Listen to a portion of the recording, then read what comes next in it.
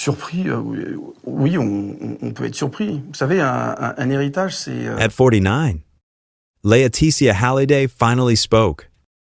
The woman once called the guardian of a legend appeared not on a stage, but in a quiet Paris studio, her voice calm, her eyes tired, and her words like small stones dropped into deep water.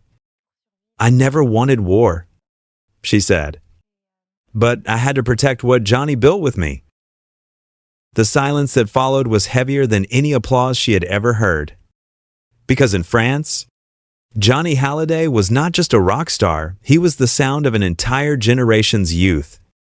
His death in 2017 didn't just end a life, it split a nation. Fans wept in the streets. Motorbikes lined the Champs, Élysées, and the church bells rang for the French Elvis.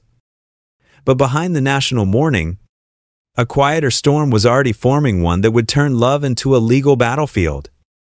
When his will was revealed, it left everything to Laeticia. Nothing for his two older children, David and Laura. In a country obsessed with family and fairness, this was blasphemy. Overnight, the woman who had held his hand through illness and fame became La Veuve de Glace, the Ice Widow. Headlines called her manipulative. Commentators dissected every gesture, every tear. What was grief? And what was strategy? Laeticia remained silent for years. She raised their daughters, kept the family houses, and endured a storm that refused to pass. Yet her silence only made the questions louder. Did she really betray Johnny's children? Or was she simply protecting his last wish and, maybe, herself? When she finally spoke, the world leaned in. The war of inheritance had already scarred everyone involved.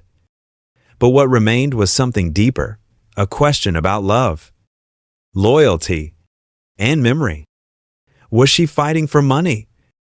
Or for meaning, as she looked down during the interview? Her voice broke for a brief second. "People forget," she whispered, "that before all this, there was just us and the music." The room fell quiet again.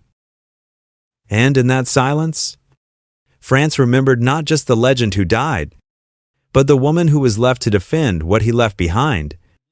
But the truth, as always, was far more complicated than the world imagined. Before the war of wills and headlines, before lawyers and divided families, there was once a story that felt like a dream, the love story of Johnny and Laeticia Hallyday. She was only 21 when she met him, a shy girl from Béziers who had grown up watching his concerts on television. He was 52, already a legend, already scarred by excess, and already tired of being adored. To the public, their age gap looked impossible. To them, it was salvation. Johnny found in her a serenity he had never known, and Laeticia found in him the father, lover, and protector she had always sought. He once said, "With her, I finally understand what peace means." France watched their wedding in 1996 like a royal ceremony.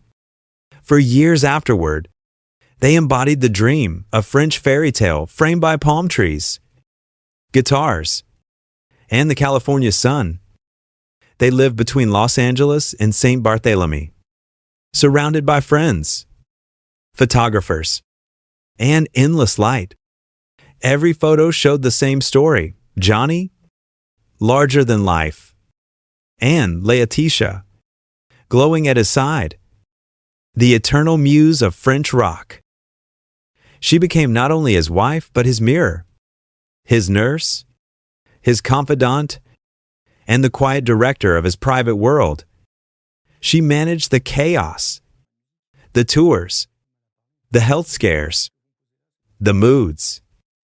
When he fell ill, she was the one who spoke to doctors, who stood backstage as he forced himself to sing through pain.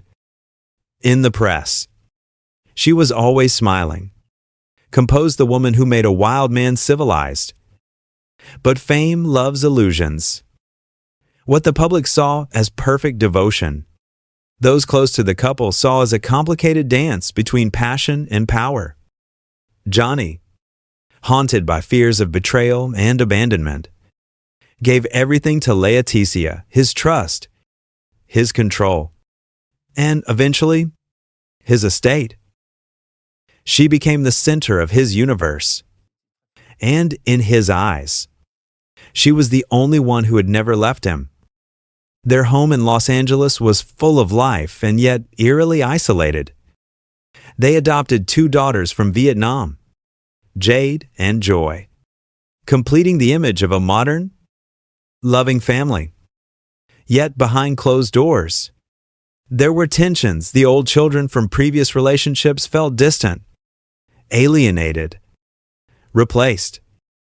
Johnny tried to keep everyone close, but fame has a way of turning love into performance. Laeticia once told a friend, "Being married to a legend means learning to live with ghosts even when he's still alive." As the years went on, Johnny's body began to fail. He toured less, spoke less, and leaned more on Laeticia. By 2016, cancer had taken hold. The world saw him perform one last time in a leather jacket under a spotlight. But behind that strength was a man preparing to say goodbye.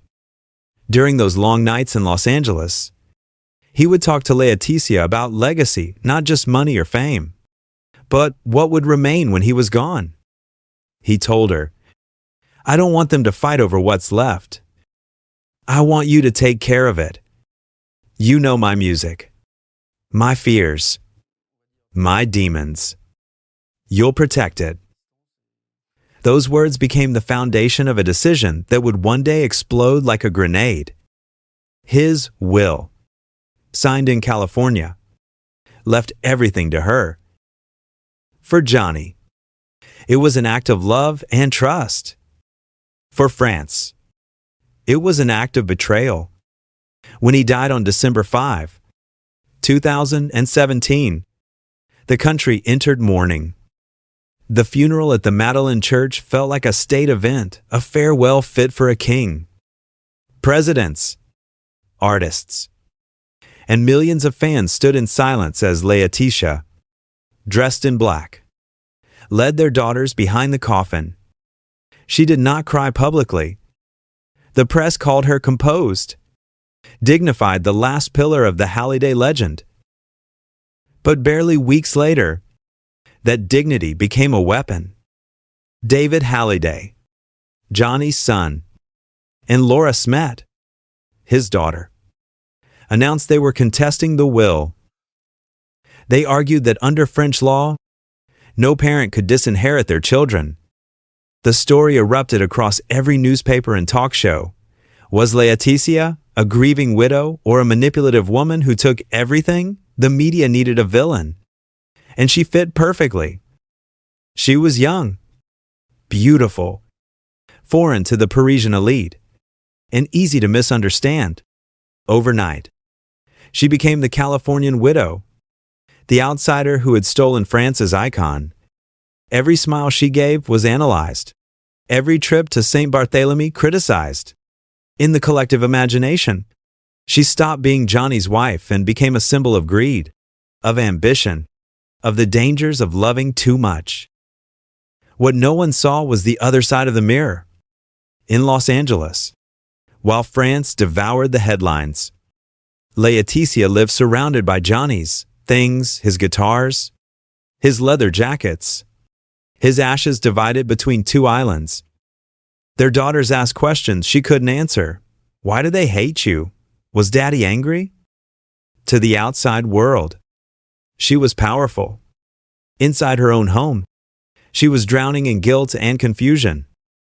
She replayed his last months again and again, the promises, the hospital visits, the late-night whispers. Could she have done something differently? Was she defending his will or her own need not to lose him again? She rarely left the house. When she did, the paparazzi shouted insults. Some fans followed her car. Shouting thief of memory, her friends said she grew thinner, quieter, almost transparent. She was no longer living. One of them said she was surviving inside Johnny's shadow. By 2019, the legal battle had consumed nearly 2 years. The image of the golden couple had disintegrated. What was once the illusion of eternal love had turned into an open wound for a nation that had adored them both. And yet, behind the scandal, something fragile endured a truth that no courtroom could erase, that for more than 2 decades, she had been the keeper of a man's life, not his fortune. She kept every photo, every note he wrote her, every hospital bracelet he wore. She still set a place for him at the table. And when asked why she didn't remarry, she answered simply, "Because I still belong to him." The illusion of perfection had collapsed. But beneath the ashes of that myth, the story of love, flawed, human, and impossible, was still breathing. In the quiet after the storm, when the newspapers stopped printing her face and the lawyers retreated to their offices, Laeticia Hallyday was left alone with the echo of her husband's voice. It came not from recordings or interviews, but from memory, the late-night phone calls, the half-spoken words he used when fear caught his throat. "If I die, promise me you'll keep everything together," he had said once, his hand trembling as he lit a cigarette. She nodded, not realizing that one day those words would become both her shield and her curse. For months after his death, she couldn't enter his studio. The guitar still leaned against the wall, tuned for a show that would never happen. His leather jacket still hung by the door. His scent still lived in the air. Every object became a witness. Every song on the radio felt like a ghost touching her shoulder. The world demanded that she explain herself, but she was still speaking to him in silence. People thought she wanted control. What she really wanted was connection. To keep everything meant to keep him close. To let it go meant to admit that he was gone and she wasn't ready. The inheritance battle was never just about money. It was about identity. Who was Johnny without his music? Who was Laeticia without Johnny? She had built her life around being his wife, his caretaker, his compass. When he died, she not only lost her husband, she lost her purpose. The world had crowned her the widow of France, but she felt like a hollow actress trapped in a role she no longer believed in. At night, she read his old letters. Some were addressed to her, others to no one in particular, fragments of thoughts scribbled on hotel stationery. One read, "I fear dying and leaving chaos. I want her to keep order. She understands my silence better than my words." When she found that letter, she wept for hours. Because that silence, the same one he had trusted her with, was now the silence that condemned her. In interviews, she remained composed. But inside, she was unraveling. Friends said she stopped sleeping. She lived between time zones, between memories and obligations. Her daughters, Jade and Joy, became her only anchors to reality. "They are what's left of us," she told a close friend. "When I look at them, I see him." Still, the attacks continued. French talk shows debated her motives. Strangers commented on her every move. Some called her a gold digger, others a saint. The truth was simpler, more fragile. She was a woman trying to survive grief under the brightest lights. One evening in Saint Barthélemy, where Johnny was buried, she walked alone to his grave. The island was quiet, the sea calm. She placed her hand on the white cross and whispered, "They don't understand you, mon amour." They never did.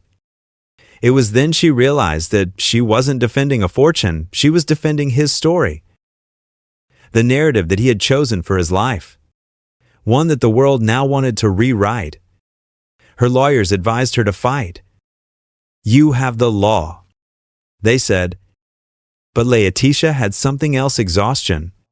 Every hearing, every article, every accusation eroded what was left of her strength.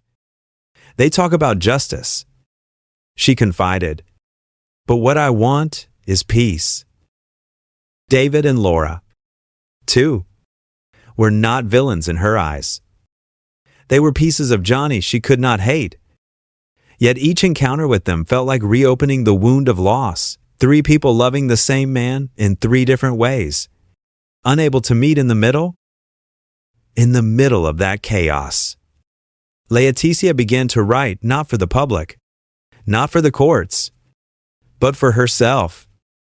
Short notes, reflections, half letters to Johnny. "I wish you were here to explain," she wrote in one. "I wish you could tell them that I didn't steal your memory. I just wanted to keep it safe." Writing became her therapy, her invisible confession. Sometimes, she would replay the videos of his last concerts. In one, Johnny walks onto the stage, exhausted but radiant. He grips the microphone, his voice hoarse, his smile trembling. Laeticia stands just off stage, watching. The audience roars, but her eyes are fixed only on him. "That was the last time I saw him alive," she later said. "I didn't know it, but he did." He had looked at her that night with a kind of farewell already forming in his gaze. She realized later that his gift, the will, the inheritance, the trust, was his final love letter. And yet that love letter became the evidence used against her. As the years passed, the scandal began to fade, replaced by a quieter truth. Those who knew her saw a woman who still visited his grave, who still lit candles on his birthday, who still spoke of him in the present tense. "Johnny is back." She would say, never Johnny was. She refused to turn him into the past. But healing came slowly, and only after surrender. In 2020, after long negotiations, she reached a settlement with David and Laura. She relinquished much of the estate, giving away millions, properties, and rights to his songs. Some saw it as defeat. For her, it was liberation. On the day the agreement was signed, she arrived without makeup, dressed simply, carrying no lawyers, only a pen. As she signed the papers, her hands shook. For the first time since his death, she allowed herself to cry. Not because she had lost, but because she had finally let go. "It was never mine," she said quietly to a friend afterward. "It was ours. And maybe now, it belongs to peace." That night, she walked again by the sea in St. Barth. The island breeze was soft, carrying fragments of one of his songs playing from a distant bar. She smiled through her tears. "You see, Johnny," she whispered to the wind, "they still play you. You're still here." In the darkness, she felt something shift, a release. The love that had once bound her to a shadow began to transform into something else, acceptance. She would always carry him, but she no longer needed to defend him. The following morning, she posted a photo of the ocean with a simple caption, "For him, for us, for memory." It was the first time in years the public saw her smile. Not the rehearsed, careful smile of a public figure, but the quiet one of a woman who had survived the storm and found a way to live again. Perhaps this was the hidden truth all along, that love, when stripped of its illusions and its battles, is not about possession. It is about endurance. It is about finding meaning in the silence left behind. Laeticia Hallyday had lost the man she loved, the empire he built, and the image the world had of her. But in losing all that, she discovered something rare, a love that could exist without needing to win. And maybe that, she realized, was the truest inheritance of all. The day of the final hearing arrived without drama, no flash of cameras, no crowd of reporters outside the courthouse. For once, France seemed tired of the story. The legend had been judged too long. His memory dragged through too many courtrooms. Inside, the atmosphere was almost peaceful. Laeticia sat quietly, her hands clasped around a small silver cross she had worn since Johnny's funeral. Across the room were David and Laura, both distant but calm. It was the first time in years they had shared the same silence. The agreement was simple. She would give up most of Johnny's estate, the houses, the royalties, the rights to his name. What she would keep were the personal things, their home in St. Barth, the photographs, the letters, the memories that no lawyer could divide. For the first time, the war that had divided France ended not with victory, but with surrender, an act of grace. As the papers were signed, Laeticia's lawyer whispered, "It's done." She nodded, her voice almost inaudible. Yes, it's done. But inside, she knew it wasn't an ending, it was a release. The burden she had carried for years, the one she mistook for loyalty, finally began to lift. Later, when she stepped outside into the afternoon light, there were no reporters waiting, no applause, no judgment, just silence. The kind of silence Johnny had loved the space between two chords, between life and memory. That night, back in St. Barthélemy, she opened one of his old notebooks. On the first page was a single line written in his rough, impatient handwriting, "La liberté, c'est de ne plus avoir peur." Freedom is to no longer be afraid. She smiled faintly. For years, she had fought everyone, his children, the press, the ghost of his legend, without realizing that what she was really fighting was her own fear. Fear of losing him again. Fear of being forgotten. Fear of not existing without him. But in giving away everything he had left her, she had finally kept the one thing he wanted most, his peace. The next morning, she took Jade and Joy to visit Johnny's grave. They brought flowers, white lilies. His favorite? The girls laughed as they arranged them, their laughter soft and fragile against the wind. Laeticia stood behind them, watching, her heart full of something she hadn't felt in years, calm. "I did what I could," she whispered to the marble. "They will know who you were. They'll remember the man, not the myth." And perhaps that was the greatest revelation of all, that love is not proven by holding on, but by letting go. For years, France had painted her as the villain of the story, the greedy widow, the manipulator, the foreigner who stole the legend's legacy. But when the truth settled, what remained was the image of a woman who had loved a man too much, too deeply, and in her love had become lost in the shadow of his fame. In interviews that followed, she no longer defended herself. She simply said, "I did what I thought was right. Johnny was not perfect. Neither was I. But we were real." Those words silenced many of her critics, because they revealed something no headline could capture, the raw, imperfect humanity behind every myth. As the years went on, Laeticia slowly rebuilt her life. She opened a small foundation in Johnny's name, dedicated to young musicians who couldn't afford instruments.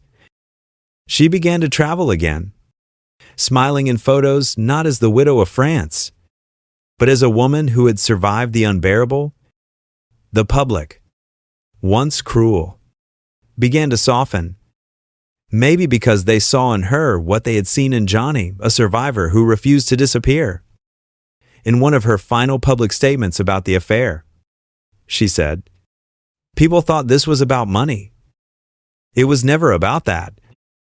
It was about memory, about not letting the music die with him.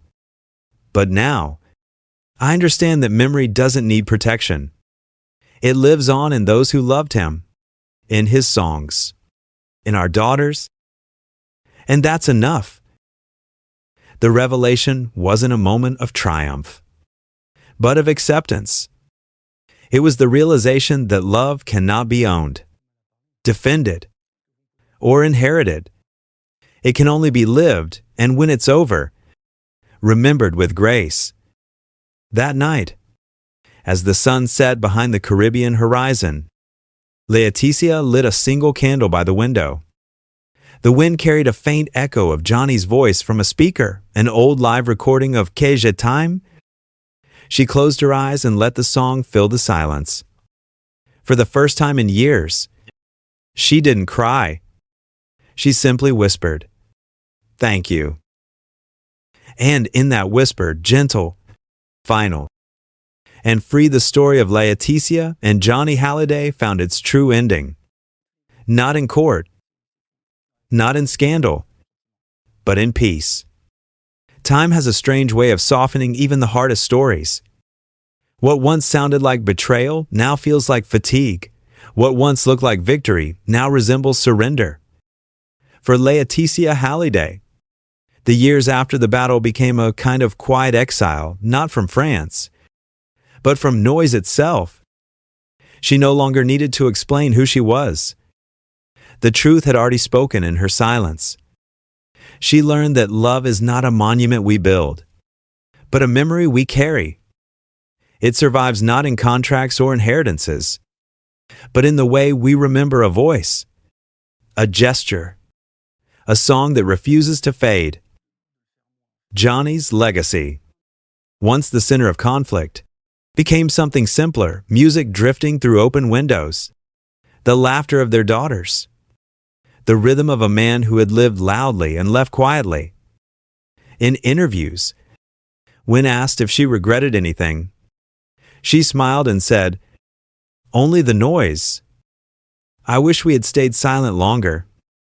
Silence tells the truth better than anyone. Those words carried the weight of her journey from myth to misunderstanding, from pain to peace.